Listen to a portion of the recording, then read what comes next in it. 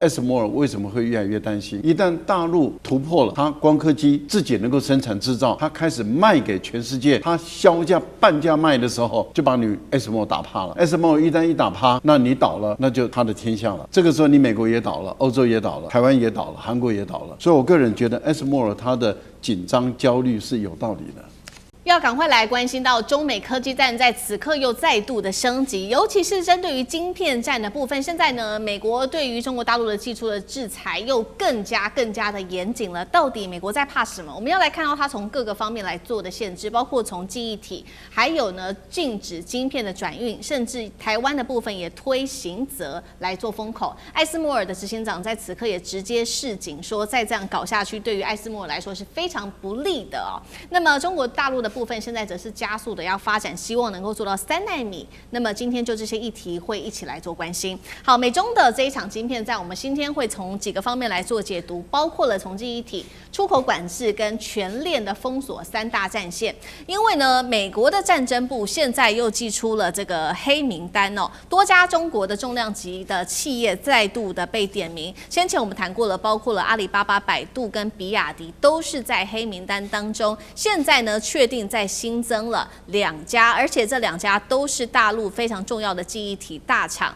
本来是没有事情的，在2月份的时候一度是列入黑名单当中，但是又说不用，但现在又确定要再被列入制裁当中。这2家记忆体就是长兴存储跟长江存储了，代表说现在美国非常的在意大陆发展的记忆体晶片，成为接下来的科技战重要焦点了。美国不只是限制这个战争部跟这些企业的合作，未来从2027年开始也限制第三方转运，并且来做封锁。我们要来看到彭博社的最新的报道，包括了台湾的部分也会受到影响。台湾的部分为了配合美国的科技管制呢，正在研议晶片出口管制，做一个比较严格的限制。未来如果没有经过授权的话，不准转运到中国大陆。如果敢做这样子的一个事情的话，那么是首度的恐怕面临刑事上面的责任，这是首度哦，有刑事的责任。艾斯摩尔的执行长在此刻呢，他也出来说话了，因为呢，当然了，美国针对于日本还有这个荷兰，它的盟国都有所限制。特别是在这一些高阶制程的半导体部分，所以艾斯摩尔的执行长福克出来喊话，他说呢，要这些盟国自己小心一点，尤其是这些欧洲国家的企业，不应该过度干涉供应链，并且指出艾斯摩尔在欧洲的销量只占它总销量的1%，亚洲对他来说才是最重要的市场，高达80%的市占。因此呢，如果去做限制的话，会使企业，它指的是艾斯摩尔，面临很大的一个风险。他特别小心的说，企业应该尽可能的靠近自己的客户才对。美国各种的限制，艾斯摩尔反对是反对，但是是不是逼中国大陆建立自己一条去美化的半导体供应链？赖老师怎么看？我当然是嘛，因为以艾斯摩尔的担忧，其实他如果更清楚明白的告诉美国人说，我艾斯摩尔如果未来倒的话，你美国人也倒了，你欧洲人也倒了，因为包括台湾也倒了，韩国也倒了。为什么？因为他们用的都是艾斯摩尔的光刻机嘛。对。那艾斯摩尔的光刻机之所以能够继续营运存在，是因为它有赚钱，它有赚钱，所以它本身能够养这些科学家、工程师、工作人员，不断的去帮他生产艾斯摩尔的产品。他们才能够不断的去卖给台湾、台积电，或者是卖给三星等等的这些半导体，包括马来西亚的这些半导体的公司嘛。可是如果说他一旦不但赚不到钱了，或者是他开始亏损了，那你一定由政府来贴到最后政府贴不下去，他就倒闭嘛，就这么简单的一个道理。那为什么他什么时候会不赚钱呢？就大陆把光刻机做出来的时候，它就不赚钱了嘛。大陆现在是2条腿走路，这个策略跟它过去在发展汽车的策略是一样的。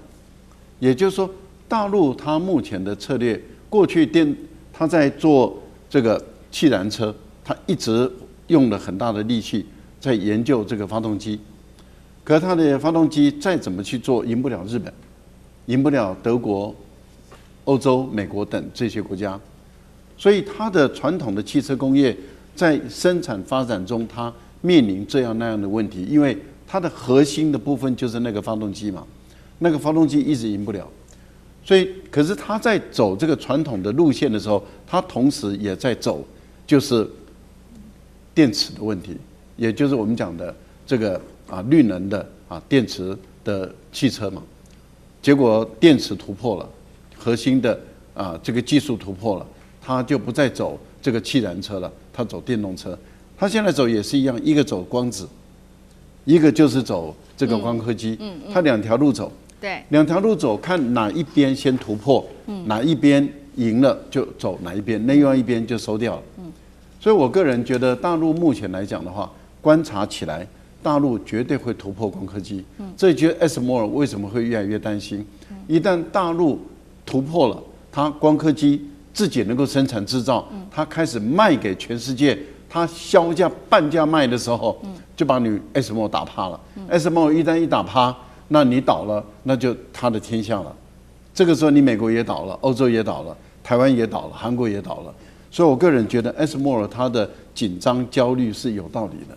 对，所以现在在美国的各种的限制之下，就如赖老师帮我们看到，包括中国大陆自己的部分，在晶片上从设计、制造到封装，都能够希望未来能够达成完全的自主化。刚刚老师也帮我们特别提到有关于这个设备的部分，现在呢就是说这个技术是光子的晶片做量产，是来自于中国大陆的新创科技，这一间叫做普林科技。他说呢，未来它可以摆脱艾斯摩尔的 DUV 哦，它用的技术叫做纳米压印技术。可以在8寸晶圆上完成光子晶片的量产。重点来了，他说耗电量是 EUV 设备的1/10，成本只有 DUV 的1/10而已。好，这是设备端。再来看设计端，华为他先前宣布的说，它的今年的麒麟手机呢，可以靠逻辑折叠，性能达到台积电等效的3奈米制程。再来就是还有呢，来自于中国大陆的一些顶尖人物最新发表的言论。这位是中国的10颗设备关键人物，同时他也是中微半导体的领军者，他叫尹志尧。他曾经加上了这个参与过台积电3奈米制程的中国科学家，他叫达博。他们2位呢辞去了在日本的工作，现在率领核心团队回中国创业。他们做了这个中微的设备，已经切入了5奈米和3奈米的制程。所以一边这个我们先来关心的是新创主打的这个奈米压印的技术，到底是真的能够绕开艾斯摩尔的技术吗？光科技的部分，杨老师怎么看？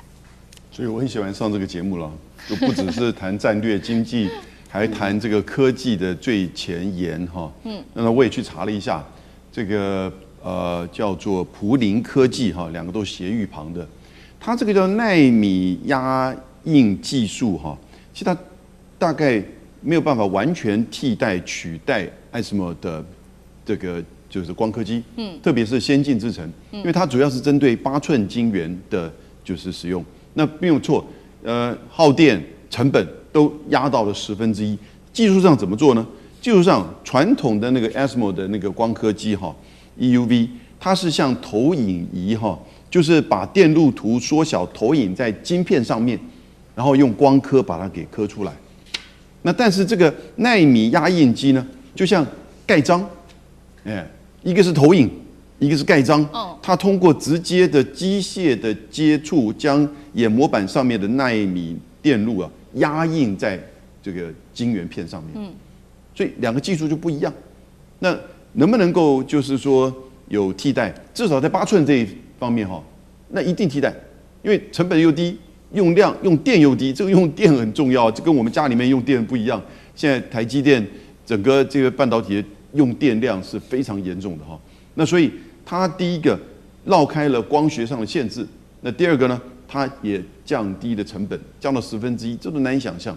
但是它基本上是在补充，在整个美国对中国大陆的科技战的层面呢，已经做到就是8寸的，能不能再往前走？这个很难讲。通常他们自己认为这个并不是一个替代，而是补充。可是，在8寸的这个层面呢，这种是一个高度的替代，也就是在用电跟成本上面都达到，如果是一样的效果，而且它已经是规模化量产的哈，它不是在实验室里面的技术。那这种量产的东西，我觉得后续的发展，相当可以期待。好，所以我们说看到设计端有华为，然后刚刚讲的是设备端有中微半导体，刚刚老师特别帮我们讲了这个奈米压印技术等等，会不会美中未来就是晶片自己走自己的一条路，那完全的分流呢？厉将军怎么看？确实是如此。这个中国在晶片上面的发展，由于被美国一直卡脖子、一直限制所以它就变成自己要另外走出自己一条路。那现在看出来已经不叫弯道超车了，它是另外发展一套的自己系统。是。那我们看从这个晶片的制造的设计端来讲的话，美国我们都知道，它原则上它走的理论是摩尔定律。那这次这个华为他们自己研发出来是陶定律，是完全两者不同的这种理念来分别做发展那第二个来讲的话，有关于刚刚这个晶片制造的技术来讲，一个是用投影的技术，另外一个是用印刷的技术，这也是完全不同的这种理念。那未来到底是这两种体系会是一个取代另外一个技术，还是说两者互相并存？我认为两者会互相的并存为什么我这样讲呢？当然，这个以美国为首的这些科技，他们已经很多年了，你不太容易把它说是这个取代它的技术，而且它这个技术已经是完全蛮成熟的。科技消息，赶快来看到的是艾斯摩尔带头公开，终于要倒戈了，怒呛美国的封锁只会养大中国大陆的科技产业。另外一方面，今天会来看到的是这一间科技公司中微现在打进了3奈米制程，华为逼退了辉达，杀出血路。今天就这些议题会一起来做关心。我们看到美国跟中国大陆打这一场科技战，一路的封锁许多大陆的科技包括从华为开始，还封锁了 EUV、DUV， 让中国大陆拿不到。那么最新消息呢？美国国会现在准备推出了这个是硬体技术控制多边协同法案，意思就是说，不只是美国对于中国会有所限制，要求呢美国的盟友你对于中国出口也要更多的加紧管制这个出口。那么欧洲国家现在这个半导体巨擘呢，他就率先说他不服气了。他是谁呢？就是艾斯摩尔了。荷兰政府的部分，我们来看到，向美国正式的提出了抗议。艾斯摩尔在此刻开始意识到了，就是因为你美国亲手不断的限制中国大陆，甚至要求艾斯摩尔禁止出售自己的光刻机给大陆，造成大陆现在是这个竞争对手正在不断的壮大当中。我们来看到艾斯摩尔的高层怎么说。首先是执行长傅凯，他说用沙漠求生来比喻，美国越封锁，中国大陆就会不断的加速自己的研发，开垦出自己的菜园，都只是时间问题而已。前艾斯摩尔的技术长马丁也直接说了，5年之内大陆就会成为艾斯摩尔最强劲的竞争对手。那么这样子的一个状况之下，你还要继续对大陆做封锁措施吗？确实，我们来看到大陆近年来的变化，是整条供应链是在加速成型当中的。今天特别来看到的这一位重要人物，他是中国大陆的蚀刻机之父尹志尧公开发话，他说：“我们已经有能力做全球最先进的设备了。”他的底气来自于哪里呢？我们要来看到，他现在已经正式的切入到3奈米到5奈米的节点，这是来自于他的蚀刻设备打入最先进的3奈米、5奈米了。他也说呢，中芯国际也直接跟我们下单了，一买就是采购800台的这个设备。我们来看到低温的蚀刻设计的技术有哪一些重大的突破？主要就是它可以一直做层层的堆叠，最多呢是达到400层。那么提升的是3D 的 NAND 堆叠的作用，在低温-20度以下可以做施行。这项技术本来是美国跟日本所拥有的技术，现在大陆等于是突破了。那因此，美国也开始在想说，过去对于大陆的种种限制到底有没有做对？所以节目一开始，我们先来看到美国越封锁，是不是加速了大陆半导体的全条链的形成呢？荷兰接下来会怎么做呢？真的会配合美国吗？还是会走出自己的一条路？苑老师怎么看？这个大家看得非常清楚就是美国政府里头制定政策的人是违反这个自由交易的原则。然而这些实际上从事这些技术的人包含这个黄仁勋或者说是苏姿丰啦，或是这个富凯啊，这些这个艾斯摩尔的这个 CEO 的话，他们是觉得说这个技术啊，就是要强调是属于这个自由流通的原则。那我刚刚稍微跟大家强调一下，这个富凯啊，他也就是阿斯麦尔的 CEO 啊，他讲了什么话呢？他讲说在目前为止啊，有关于这个光刻机啊，不管是 DUV 或者 EUV 啊，那当然的，荷兰最高级的是 EUV， 还有更先进的。那么他们目前的话呢，所制造出来的芯片的话，是这个求大于供啊，就是说是大家需求量非常大，所以说现在这个是一个扩张领土、占据你的影响力的机会啊。那包含黄仁勋的 NVIDIA 的话呢，它的这个生态叫 CUDA， 也是希望借这个机会让大家能够习惯于用他们的产品，就像我们现在用的那个 Microsoft 的电脑里面的软体是一样道理。是。那但是他讲的第二点的话呢，就是说我们这个荷兰的 ASML 的利润非常丰厚啊。所以说，该能赚钱的时候，这个做生意人心里都非常明白，能赚钱的时候不赚，等到以后没机会了，你再努力也没有用了。所以这里面基本上牵涉到两种经营的观念不同。但是第三点的话呢，这个富凯他讲的观念是这样子，他说呢，如果你现在不卖比较好的机器给中国的话呢，那就等于是说把他们送到沙漠去，然后不给他们任何食物的时候。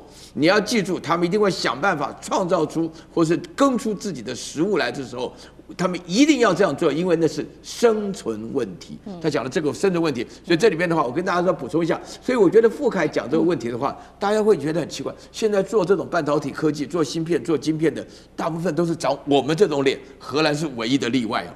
就美国也是我们这种脸啊，你做 AI 的更是我们这种脸。所以在这种情况下的话呢，就是因为是我们这种脸，所以你看看那个中国的这个光刻机之父以至尧，也就是我们这种脸。你认为中国做不出来吗？这个是哲学的问题啊。就是说我们人做科技，科技不是发明啊，科技是发现。发现什么？发现自然的规律。发现自然的规律以后呢，经过了机体电路的集结，让它变成能够使得自然会属于我们的控制之下。你只是发现规律，只有上帝能发明。所以你在这种情况下，假以时日，终必有成。所以黄仁勋讲到说，哇，我们现在在市场上已经是，如果我们不卖给中国，那中国的华为就马上取代我们。那你现在看到中兴啦，然后中微啊，什么都陆陆续续出来了。我给你坦白讲，最多3到5年，全部都出来了，不用了，也不用你麻烦了。对，确实哦，如艾斯摩尔的这个前技术长特别讲了，就是5年之内，就是中国大陆会成为艾斯摩尔最大的竞争对手。也就是说，中国大陆接下来有办法来自己建立自主的半导体相关供应链吗？那厉将军怎么看这些评论？美国国会已经大幅的删减对中国这个晶片设施装备的一个禁运的清单了。为什么美国会突然说是开放，然后删除掉禁运的清单呢？就是很多的技术中国自己本身做出来，其中有一个最明显的，就是低温蚀刻的这个技术，对，中国自己已经可以做得出来。那在这种状况下，美国国会说我在对你实施禁运清单已经毫无意义了。那这个美国其实从一开始他发现中国也有机会，有这个能力发展晶片以后。我们知道，他说采取的就是小院高墙的策略嘛。我从几件事情，从时间序来跟各位观众做一个报告。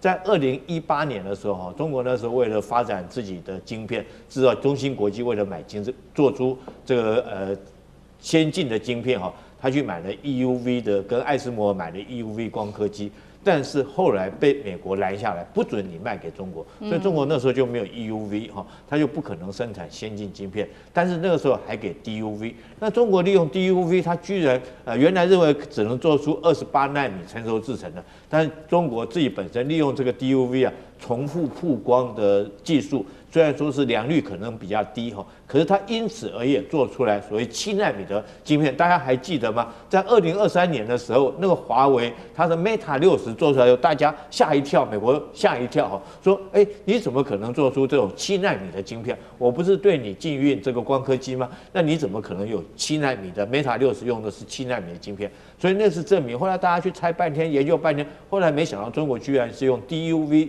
这个做出来的。那所以因此这个美国也叫艾斯摩尔开始对 DUV 也要管制。对。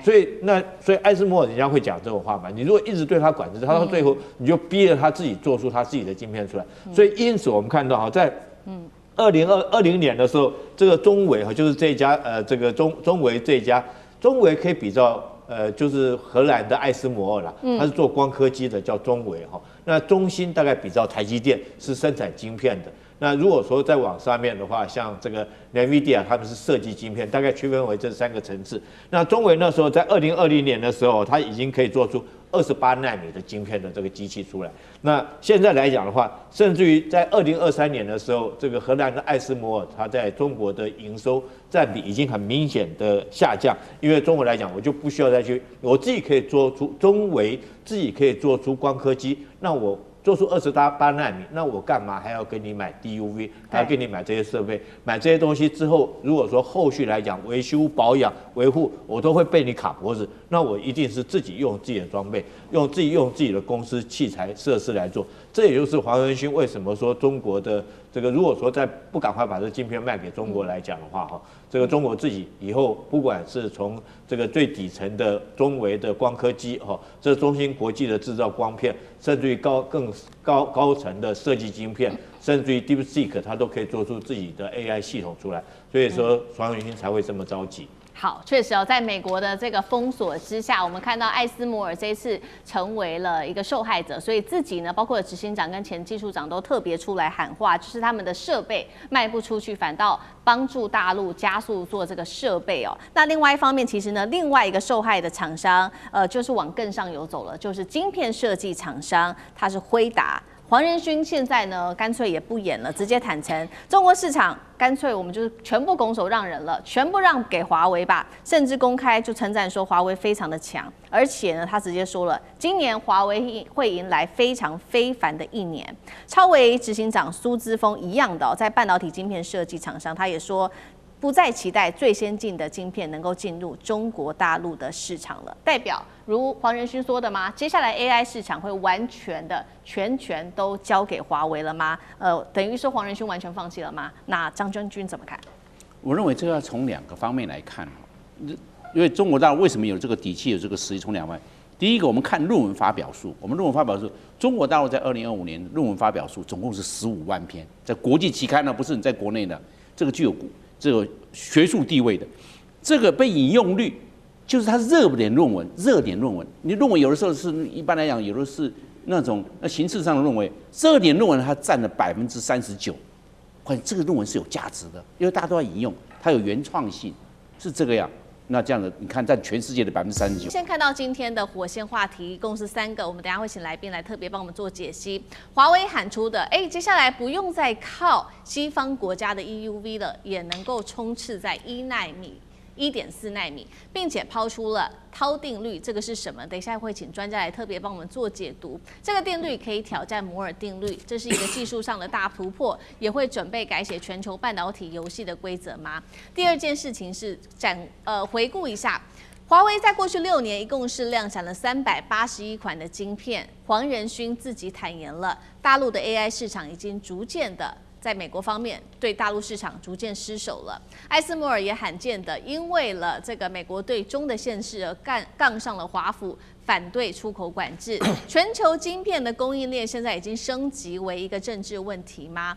在中国大陆快速的冲刺之下，艾斯摩尔辉达霸权还能够稳得住吗？这是第2个问题。最后今天也会来关心到的是，美国请全国之力要来拼半导体产业吗？一方面推了这个法案要围堵大陆的晶片，要求盟友一起围堵中国。到马斯克他宣布要盖这个超级晶圆厂帝国，这一场科技之战背后抢夺的是 AI 霸权，也或是美元或人民币霸权吗？今天就这些议题，我们都会一起来做关心。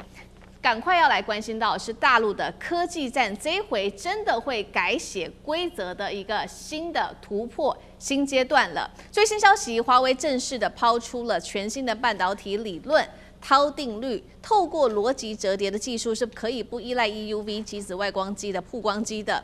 最快他说2031年就可以做到量产1.4奈米的晶片了。一旦成真，等于是公然挑战了过去数十年来称霸的摩尔定律。我们赶快来看到华为过去的成绩，这6年来量产了包括了381款的晶片，今年秋天还会再推出它的新一代麒麟手机晶片，号称透过这一种逻辑折叠的技术，可以搭配晶片，大幅提升 AI 的运算以及它的能源效率。所以节目一开始，我们要赶快请聂老师来带我们关心到的华为抛出的这个涛定律，而且不用用到 EUV 就可以把晶片持续推进到1.4奈米。这是什么样的一个神奇的技术？真的可能做到吗？摩尔定律现在被说已经逼近到了物理的极限，难道未来是在靠先进制程，还是另外一场全新的架构革命？那聂老师怎么看？好，其实我这里要科普一下，还好我有一些工学院的背景，而且我一直在教数量方法。有一个字，希腊字非常之重要，我相信我不科普，很多人还搞不清楚什么叫做涛。我不知道两位知不知道？因为我是工学背景的，知道吗？知道吗？你们可能都不知道。涛就是这个字，涛是什么东西？希腊字就是 T 的希腊字。T 是什么？就是时间 time。好，这样你就知道了。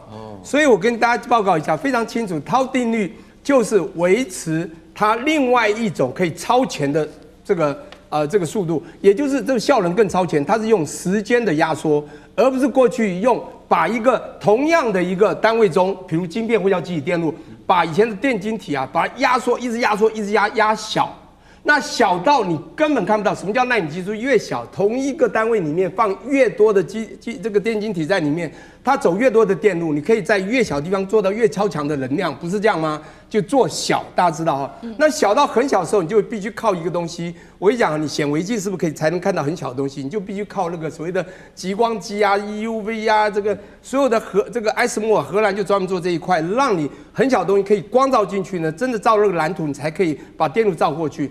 那小到不行，再小再压缩，你就会发现就会超过我们后来在前几年讲的叫摩尔定律达到了极限。那我先回顾一下，我们基本的科普一下，什么叫摩尔定律？摩尔定律呢，是当时不可一世的一家非常厉害的记忆电路公司，叫 Intel。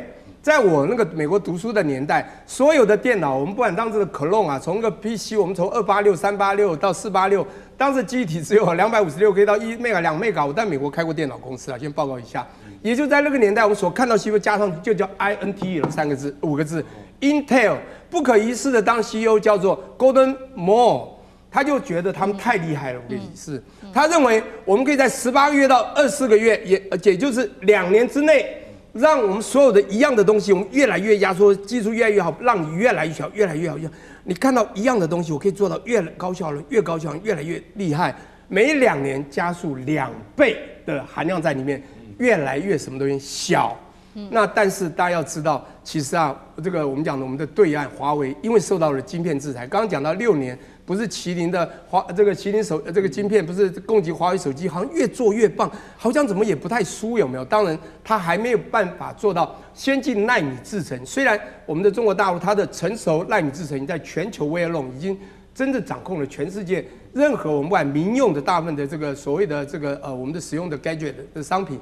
可是你知道，比较高科技、很先进的这些奈米制程啊，甚至3奈米以下的，我们讲台积电基本上全球一枝独秀嘛，就是三星还有 Intel 早就大概在这个方面退场了啦，它只能衔接这个台积电过去来把它的技术技能再加持。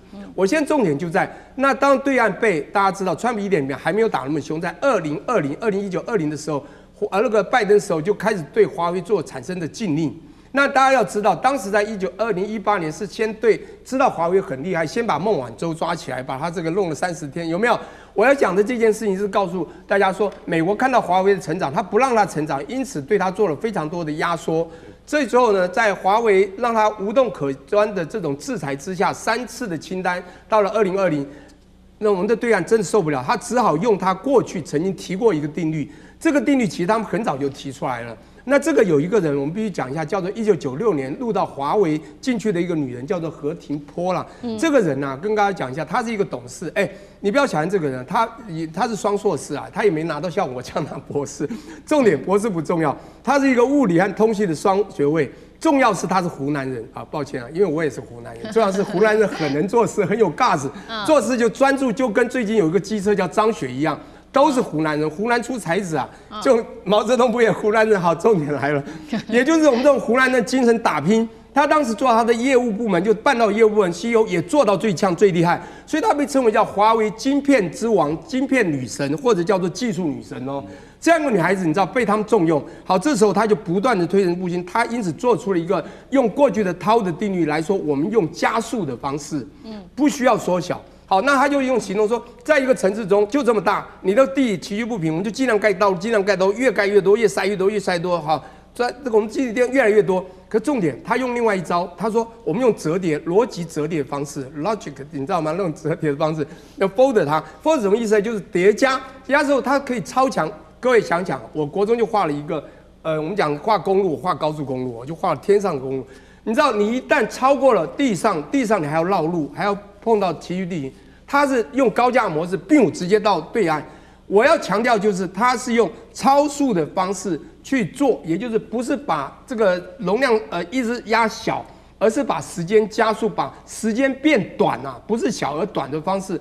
这个东西叫 time 就是涛，希腊，所以叫涛定律。有人当时把它定成叫和停坡嘛，和氏定律 ，Hurst law，no， 它叫涛 law。好 ，anyway， 这是现在华为要做的。那因此呢，这时候它只做速度的加快啊，就是缩短，而不是缩小。你觉得还需要 EUV 吗？对。所以荷兰会担心啊。那当然，它现在要做1奈米，不是说它可以做到这么小到1.4奈米，那是一个大小的概念。他说它的效能可以达到1.4奈米这样的一个逻辑折叠，让它可以做到。即便先进制程，就我们讲1.4奈米好，2奈米，甚至将来到1奈米好，所做的东西，华为用这种逻辑折叠方式，一样涛定律可以做得到。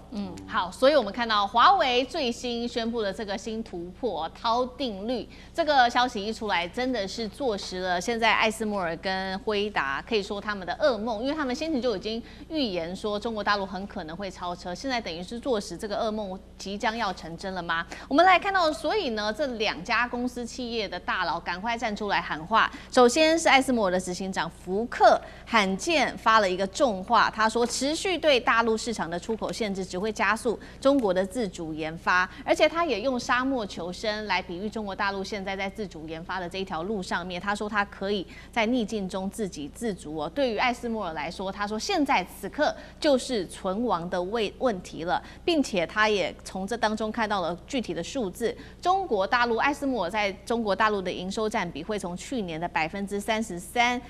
在今年会暴跌到20%，所以荷兰政府已经正式的向华府表达了不满。而美国到底是祭出了什么政策？事实上就是在4月份祭出的这个 Match 的法案，要求不管是盟友日本啊、荷兰都会限制卖这一些高阶的，不管是先进设备、晶片等等 EUV 啊、DUV 给中国大陆。那另外一方面，一方面我们看到艾斯摩尔是抱怨美国所做的事情，但另外一方面，现在得知的一个消息是，艾斯摩尔执行长私下证实他有跟马斯克会谈，因为马斯克呢最新他说他计划盖一个高达1190亿美元的 Terafab 超级晶圆厂的计划，地点选在德州，接下来会打造的是整合逻辑晶片、记忆体、先进封装这一种超大型的晶圆帝国，被视为说，难道现在美国也要复制中国大陆的模式吗？透过这种国家的力量，再加上科技巨擘的这种力量，一起来扶植当地的半导体产业吗？那另外一方面，我们刚刚说了噩梦成真的，还有辉达执行长黄仁勋了，他再次的点说，在美国的出口管制之下，辉达已经把中国的 AI 晶片市场大致上都拱手让给华为了，听起来有点认输的感觉哦。那么他还强调说，华为在今年会非常的强，尤其是在接下来的1年，他说他会再创佳绩，而且本土晶片生态链也发展得非常好。接下来，华为可以完全不靠 EUV 发展出走出它的新的一条路吗？对于艾斯摩尔跟辉达来说，又会有多大的一个威胁？那这是一个全新的产业革命吗？谢大师怎么看？对，这个就是一个全新的产业革命，所以艾斯摩尔很紧张。我想全世界这些有关晶片的主要的大厂啊，还有就是说晶片设备的制造厂，我想现在都还要想搞清楚到底什么叫什么涛定律啊，这个要不然就是赶快学，要不然就是搞清楚对它这个产业造成冲击有多大，刚刚摸清楚。我想这应该包括我们台湾的这个我们所谓代工产业我想冲击一样大，一样大，因为这个就很简单嘛，就变成就是说这个科技的一进步会把一整代的东西全部淘汰掉。铁路出来的时候，中国的大运河就没什么用了，全世界大运河都没用了，不靠运河漕运了。你要说在中国在清末的时候，清朝以前全部都是漕运，北方、南方，然后呢，重要运输都是靠船啊，漕运啊，所以有这个青帮，这个所有的都要有规则的啊。那铁路一出来以后，中国所有的运河都淤塞了。就是这么现实啊！那你更不要讲说，我们小时候可能现在年轻人都不知道，我们以前哇，Sony Sony 这个啊，多让人向往啊！现在你看它不行啊，它就主要它没有跟上这个科技发展的脚步，它的产品没有跟上来。那更不要讲日本当时做那些什么 做那些什么 Walkphone 啊那些National 啊，现在没有了。那现在唱片大家是玩家在玩了，以前我们听音乐都是唱片，唱片录音带出来，唱片就没了，唱片也通通关门。然后呢 ，CD 一出来以后，那个录音带也没了。现在 CD 你也买不到了。对。为什么买不到？现在大家都用手机直接把音乐都 download 下来，或者我在手机上就加入这个音乐网站就可以啊。车上也可以听，走到哪都可以听，要听什么都可以听。对，所以就变成就是说，这个科技隔代换代是最可怕的。你要知道你是会被淘汰掉，因为这个所谓时间缩微嘛，他刚刚那个聂教授也讲得非常清楚，时间缩微，过去是什么？是物理缩微，把你这个物质把它缩嘛。那现在他是用另外一个概念来做，就完全另辟蹊径嘛。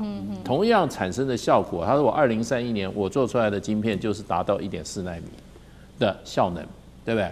那怎么做的话，可能我的整个内部设计啊，各方面都不一样了。是，对，所以他说，所以最近就变成就是说，当时华为在被这个封杀的时候啊，他花了大概4年的时间嘛，1500多天嘛，我记得他们讲1500多个日子里面，他们突围了，也就是那个他当时的那个晶片，手机的晶片突围。